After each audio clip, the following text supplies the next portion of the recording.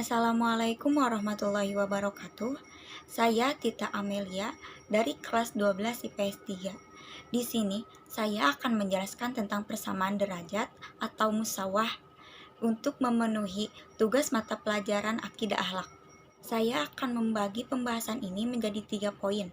Yang pertama, pengertian musawah, yang kedua, musawah dalam Islam, dan yang ketiga, membiasakan berperilaku musawah dalam kehidupan sehari-hari. Saya akan membahas poin yang pertama, yaitu pengertian musawah.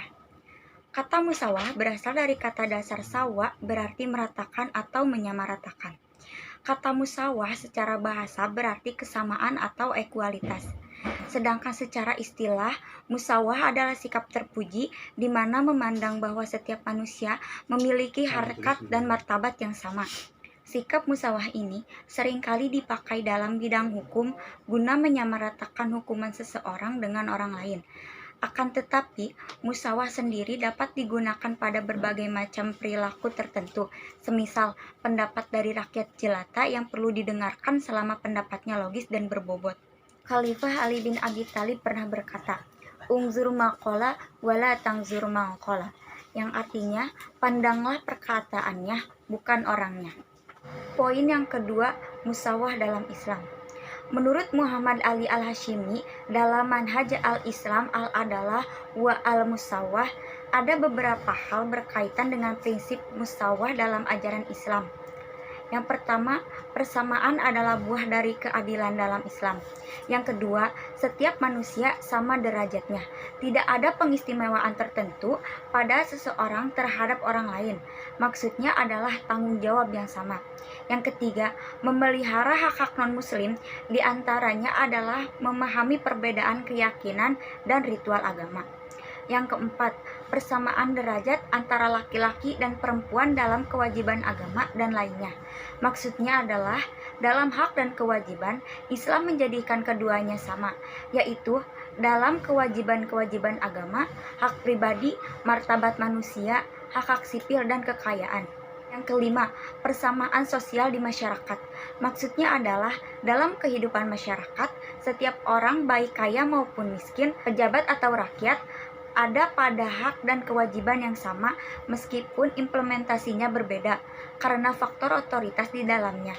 Seperti pejabat pemerintah memiliki kewajiban untuk membuat undang-undang, sedangkan rakyat tidak berhak untuk membuat undang-undang.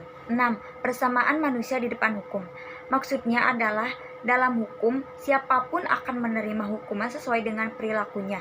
Tidak ada kata hukum tajam di bawah dan tumpul di atas. Yang ketujuh, persamaan dalam mendapatkan jabatan publik. Maksudnya adalah setiap orang memiliki hak untuk menjadi pejabat publik.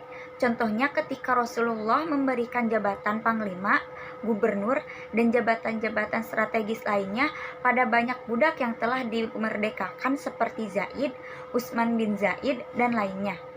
Yang kedelapan, persamaan didasarkan pada kesatuan asal bagi manusia. Maksudnya adalah setiap manusia dalam kedudukan sama di sisi Allah.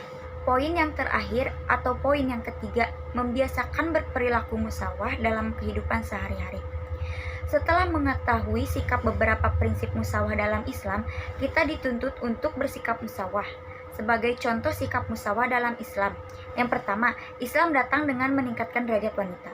Pada masa lampau, wanita dianggap sebagai harta yang dapat diperjualbelikan. Setelah datangnya Islam, wanita dikembalikan pada fitrahnya. Yang kedua, ketika seorang Yahudi menagih hutang yang belum jatuh tempo pada Rasulullah dan ia menagihnya dengan kasar.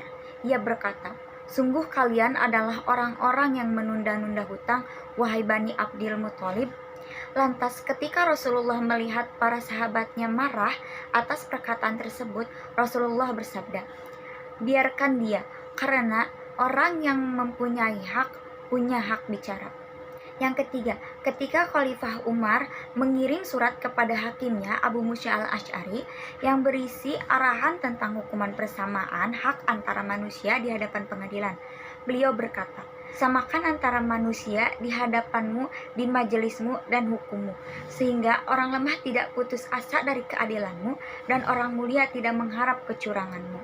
Dan yang terakhir, ketika pengangkatan seorang pemuda Usama bin Zaid sebagai panglima pasukan umat Islam yang bersiap-siap untuk memerangi Romawi. Jadi, dalam Islam tidak ada yang namanya perbedaan derajat. Di mata Allah semuanya sama, yang membedakan hanya keimanan dan ketakwaan kita masing-masing. Sekian yang saya dapat sampaikan, semoga bermanfaat. Wassalamualaikum warahmatullahi wabarakatuh.